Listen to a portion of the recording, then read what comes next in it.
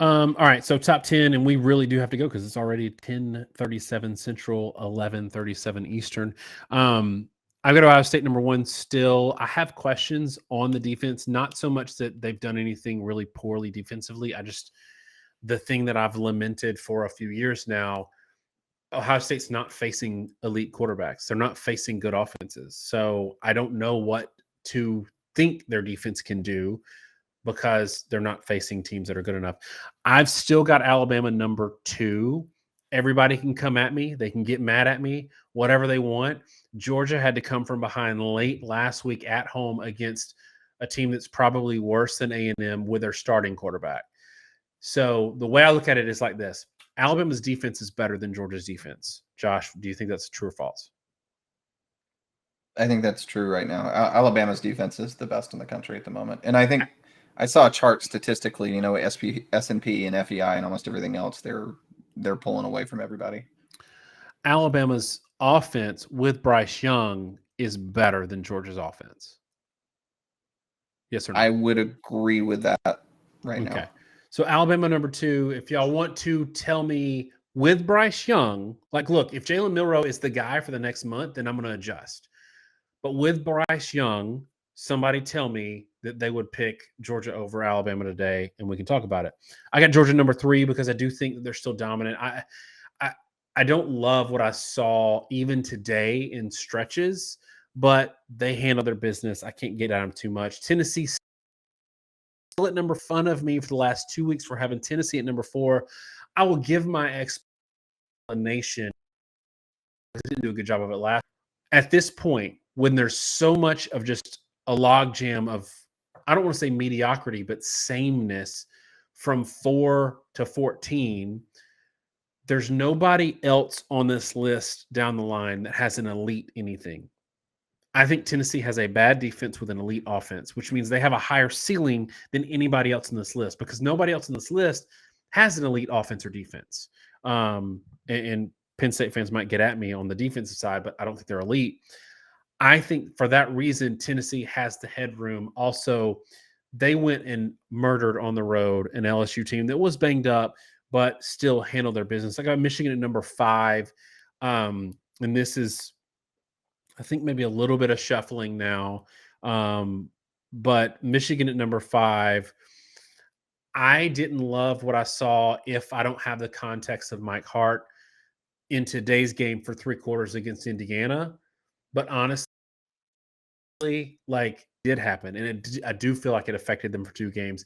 I'm not taking anything hugely good or hugely bad away from Michigan from what I saw today.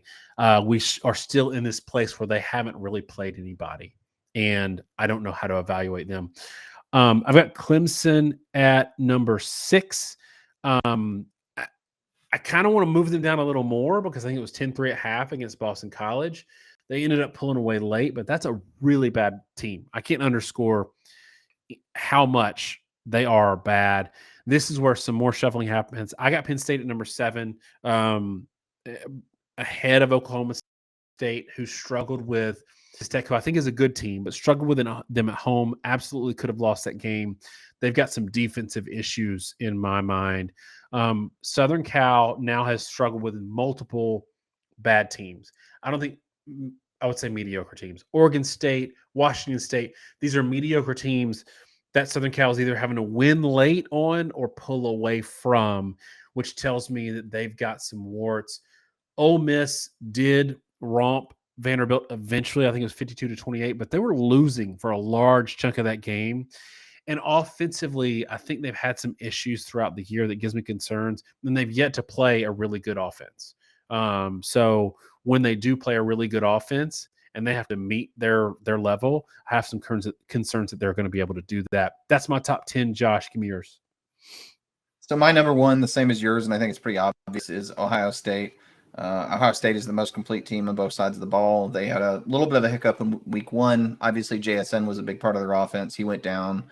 It's forgivable, and they've played at a very high level since. Anybody that wants to – it's kind of funny that Ohio State fans sometimes get up on us in the comments and all about the rest of the rankings. That it's not really a question to me, frankly, right now, that Ohio State is number 1 on mine. It's really the rest of it that's difficult. My number 2 is Alabama, and my number 3 is Georgia, same as you. And I know people are going to be upset about that. Look, we said it in our live show early on. This was when Alabama was up by like 10 or 14. We've said it many years previously. The one thing I will largely excuse, especially in one-off situation, is a team that loses their starting quarterback. Teams very, very rarely play anywhere near to their potential in their starting quarterback, in situations where the starting quarterback is out. Alabama's in that situation. If they play bad next week, we'll have a very different conversation after Tennessee. But they had a game where they turned it over 4 times. They found a way to win. The defense played well. The offense generally played well. Actually rushed for almost 300 yards. And I can only dock them so much. And you can make the comparison with Georgia, Missouri, and I would, but I would say that's sort of the reason why I can't jump Georgia over Alabama, is that Georgia's had their own slow games. And that's keeping me from saying Georgia is the more complete team overall, because they have the same warts Alabama does, and it kind of cancels out a little bit. But Georgia, even today against Auburn, was really anemic for about a half. And even when Georgia's been anemic, they've been anemic with their starting quarterback. So it's a little less forgivable. That is more who Georgia is, and I don't think today was necessarily who Alabama is. Again, next Saturday is another day. This is just a fun top 10 for rankings, and none of this matters. All that really matters is where you're going to be ranked in 6 weeks from now, but that's just where I'm at right now. Michigan is my number 4. I think Michigan took a little while to get going, but as we talked about, that Mike Hart having a seizure on the sideline does take the wins out of yourselves a lot. These kids are more concerned about their coaches than they're winning a football game, as they should be. And when they got going, they got going. Corum, I've said all year, I said in the preseason, is one of the most explosive players in the country. I said in the preseason, I felt like Notre Dame was ranked where Michigan should be ranked, and Michigan has proven me right all year so far. I have no reason to drop them any further. My number 5 is Clemson. Clemson continues to play at a pretty high level. They are not wowing me. They took a while to start pulling away today against a very bad Boston College team. But the defense is very, very good. The offense, when it needs to, can move the ball. It is a lot better than they were last year. It's still not good, which says a lot about where they were at last year, but it is a lot better than it was last year. And I think they're more complete than my number 6, and my number 6 is Tennessee. I don't like Tennessee's defense very much. They played LSU today in a game where LSU lost their starting left tackle to illness overnight. They lose their starting left guard in the first quarter, and LSU's offense just totally collapsed. I think that probably made us overreact a little bit to Tennessee's defensive improvement, but LSU's defense is pretty good. I don't consider them as good as some people do, but they have great pass rushers. There's a reason to think they could give Tennessee problems, and Tennessee moved the ball great. They have one of the better offenses, it sure looks like, and we're going to see a major test next week against them, between them and Alabama. And if you complain about the rankings between those two, that's going to take care of itself a week from now. So it's definitely more academic than anything else. My number 7 is Oklahoma State. That one's tough. Texas Tech played them close. Texas Tech could have won that game. Texas Tech did beat Texas for a reason. I think Texas Tech is a team that's really actually just pretty darn good and more than capable of being a spoiler. I think Oklahoma's State is lucky to be in this position, and Texas not. I think those two teams are going to be in a, maybe with TCU 3-way battle for the Big 12. It's certainly hyper competitive, and I don't have a lot of confidence that Oklahoma State's going to hold their position, but they have played well to date. They've won their games. They stay where they're at. My number 8, and I feel a little guilty about it, frankly, is Penn State. I almost feel like they should be higher, but they're not sitting out there beating anybody for me to move them up. It's kind of the tough thing. And I think their win over Auburn continues to look more and more impressive. And again, they did that when TJ Finley was healthy for a half. Georgia had the advantage of playing Ashford for a full game. And so, yeah, I think they're at number 8 in the next 3 weeks or so. They're going to have a chance to pull away and make a bigger difference. My number 9 is USC. I had that game up in the corner. The Alabama game was obviously the hot topic, but I was following that one pretty closely. And USC looked good. They didn't look stellar. And we were talking earlier about schedules. And, man, I'm not sold on the pack. I'm not sold on the teams USC's played. They're going to have to play probably Utah and UCLA for me to really feel like comfortable saying they're better. Between those two and Notre Dame, we're going to get a good picture for them this year. We just aren't there yet. And they kind of ran the ball to dig out of a hole and put away a Washington State team that is, I think, pretty average. And yeah, they were more or less in control, but it wasn't pretty.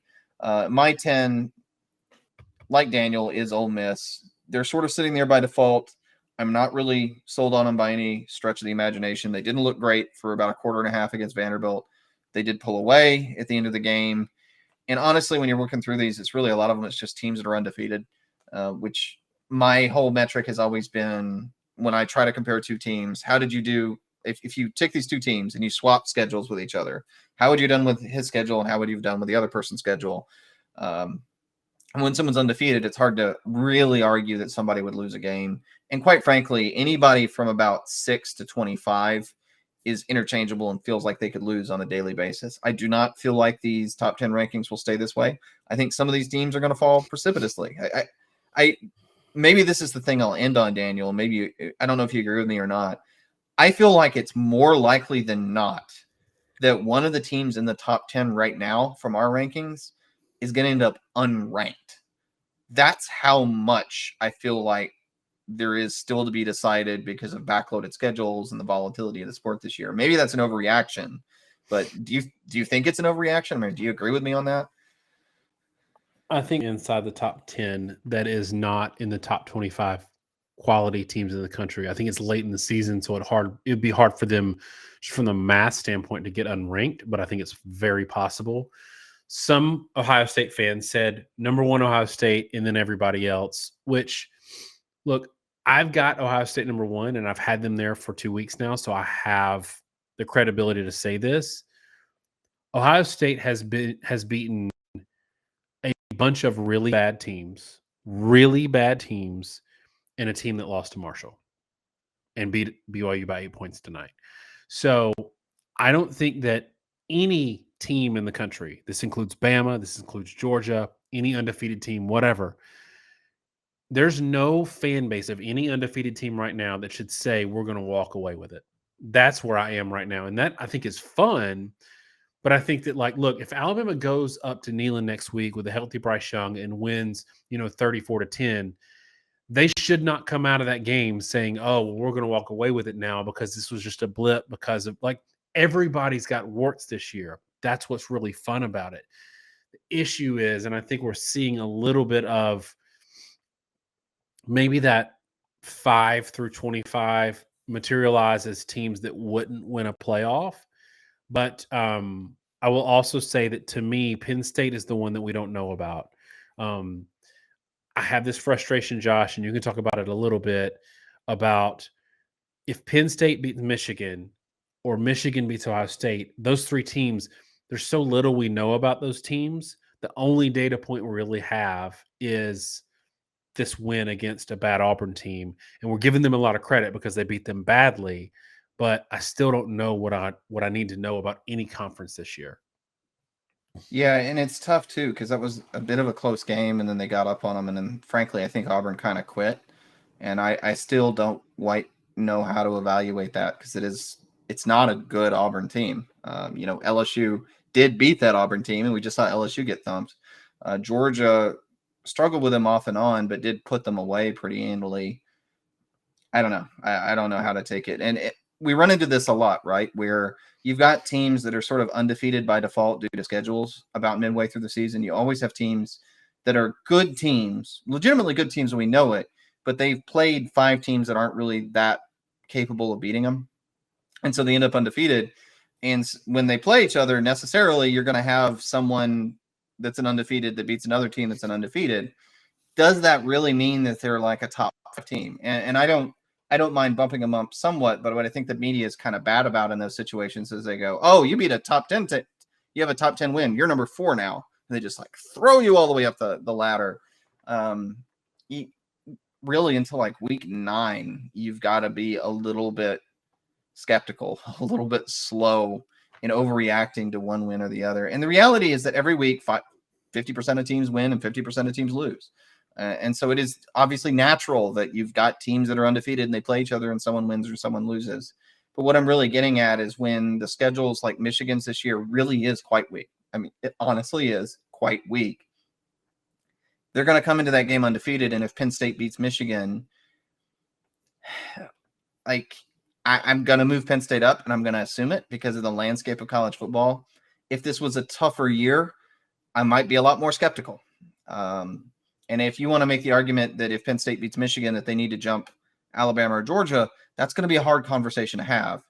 And that's just sort of the challenge of top tens. It's the challenge of scheduling, the challenge of college football where ain't nobody played nobody, right? But that is, I think, the reality of it this year. And yeah, I don't know. A lot of teams are going to win and a lot of teams are going to lose. And it seems like every week is really a random number generator on who lays an egg. So I think there's more than enough chaos in front of us.